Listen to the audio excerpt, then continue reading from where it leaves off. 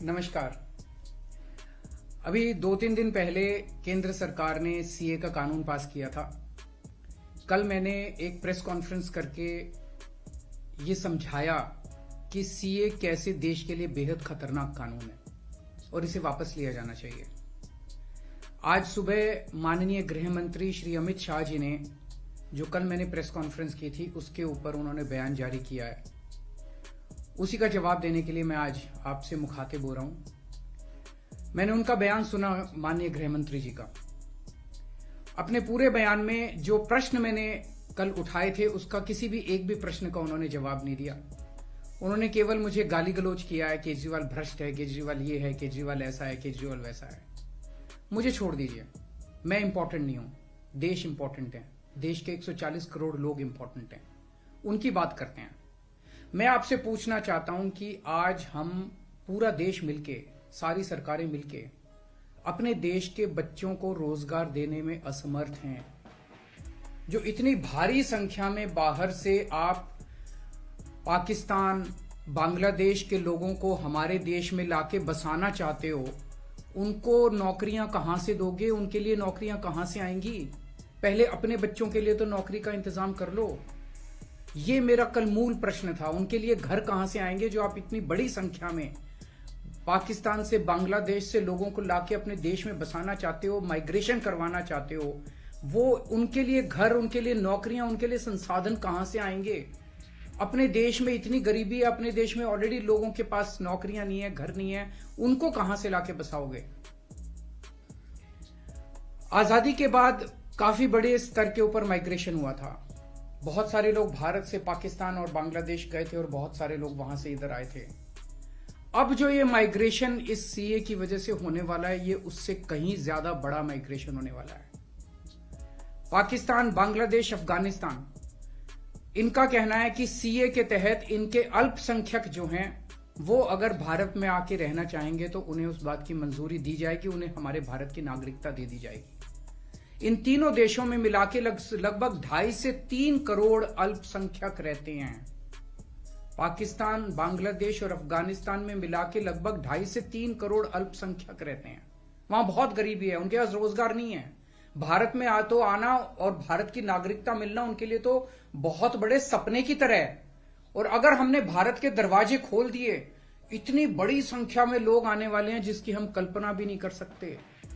इन 2.5-3 करोड़ लोगों में से अगर 1-1.5 करोड़ लोग भी आ गए तो कहां बसाया जाएगा उनको? क्या करेंगे उनका?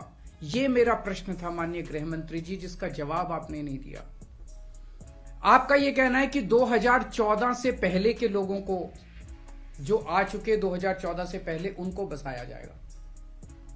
मैं आपसे पूछना चाहता हूं, 2014 के बाद आना बंद हो गया? 2014 के बाद भी आ रहे हैं, अभी तक आ रहे हैं, रोज आ रहे हैं। तो अभी तक 2000 जो इलीगल माइग्रेंट आते थे, जो घुसपैठिए हमारे देश के अंदर आते थे, वो डरते थे कि अगर आ गए तो हमें निकाल देंगे, हमें पकड़ लेंगे, हमें जेल में डाल देंगे। उन्हें डर रहता था क्योंकि वो इलीगल थे। अब आप ये कानून लाके उनको लीगल बना रहे हो, अब उनका डर खत्म हो जाएगा। पूरे तीनों देशों के अंदर अब मैसेज ये है कि भारत सरकार अब जो है इन तीनों देशों के घुसपैठियों को लीगल करने जा रही है। तो ये 2014, आज आप 2014 वालों की बात कर रहे हो, कल आप 2019 के पहले वालों की बात करोगे, फिर ये डेट एक्सटेंड करके 2024 कर दोगे, क्योंकि घुसपैठिए तो आ ही रहे हैं। आपने रोहिंग्यों की बात की, ये तो आप ही के टाइम में आए थे, ये तो 2014 के बाद आए हैं सारे रोहिंग्ये। कैसे आए? आपकी मिली भगत से आए कि आपकी नाकामी की वजह से आए? पूरे देश में कहां कहां आपने रोहिंग्यों को बसा रखा है?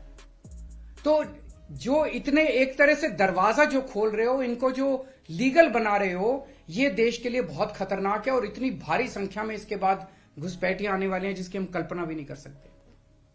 आज जो 2014 के पहले भी आए थे, हमारे देश के अंदर उनके अधिकार नहीं है।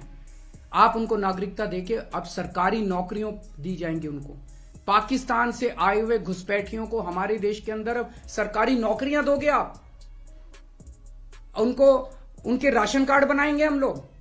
आज दिल्ली के अंदर 72 लाख लोगों के राशन कार्ड हैं, वो कम पड़ते हैं। हम बार बार केंद्र सरकार को लिखते हैं, भाई हमारे दिल्ली के अंदर गरीब ज्यादा है, राशन कार्ड बढ़ाने की इजाजत दो। उनके राशन कार्ड बढ़ाने की इजाजत नहीं देते और पाकिस्तान से लाके उनके राशन कार्ड बनाओगे आप, पाकिस्तान और बांग्लादेश के लोगों के। ये तो सही नहीं है।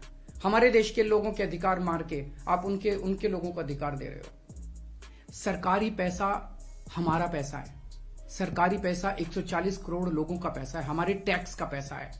पाकिस्तानियों ने टैक्स नहीं दिया, बांग्लादेश के लोगों ने टैक्स नहीं दिया, इस देश के लोगों ने टैक्स दिया।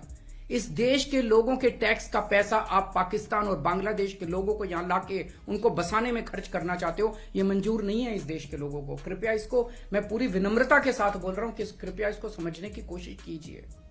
और मैं देश के लोगों से जानना चाहता हूं, आपसे जानना चाहता हूं, जो ये मेरी प्रेस कॉन्फ्रेंस सुन रहे हैं और ये वीडियो देख रहे हैं, मैं आपसे जानना चाहता हूं, अगर आपके घर के सामने सड़क के उस पार पाकिस्तान से आए हुए लोगों की झुग्गियां बसा दी गई, क्या ये आपको मंजूर होगा? कौन लोग हैं जो ये पाकिस्तान से आ गए, कौन लोग हैं जो ये बांग्लादेश से आ गए? क्या आपकी बहू बेटियां सुरक्षित होंगी? अगर वहां पे आए हुए लोगों को बसा दिया गया, पाकिस्तान के लोगों को पूरे देश के अंदर जगह जगह बसा दिया गया, क्या आपको ये मंजूर होगा? क्या आप अपने आप को उनके बीच में सुरक्षित महसूस करोगे? और कौन होंगे ये लोग? क्या देश सुरक्षित होगा? पता नहीं कैसे लोगों को पाकिस्तान ही भेज देगा, बहुत सारे लोगों को हमारे देश के अंदर। क्या हमारा देश सुरक्षित होगा? चारों तरफ कानून व्यवस्था की समस्या नहीं पैदा हो जाएगी? इसी को लेकर मैं चिंतित हूं माननीय गृह मंत्री जी। मेरी बात को अन्यथा मत लीजिए, मेरी बात को समझने की कोशिश कीजिए। और हम दूसरे देशों से क्यों नहीं सीखते? कनाडा का हाल देख लीजिए, क्या हो गया। विकसित देश होता था, उसने अपने दरवाजे खोले, पूरी दुनिया भर से लोग आ गए और अब वो माइग्रेशन बंद कर रहे हैं।